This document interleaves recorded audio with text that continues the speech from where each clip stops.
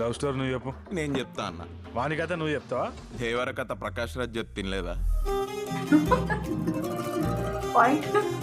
ఈయన గారికి ఒక అమ్మాయి కనిపించిందంట, వీడికి ఆ అమ్మాయి నచ్చిందంట, ఈ దేవుడు కల్పించంట, నేను ఇడగొట్టానంట. వినే యాంకర్ ఉంటే వేణుస్వామి కూడా ఇంత చెప్పాడంట.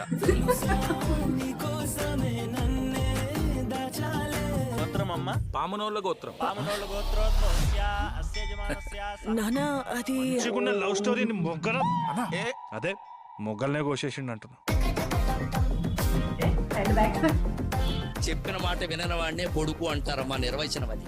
చెప్పిన మాట విన్నట్టు నటించేదాన్ని కూతురు అంటారమ్మా, పెద్ద తేడా లేదు. నువ్వు సంతోషంగా చైతన్యతో ఉండాలంటే లేచిపోయి పెళ్లి చేసుకోండి.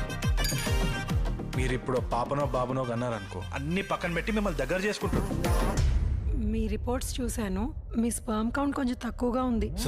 స్పర్మ్ కౌంటా?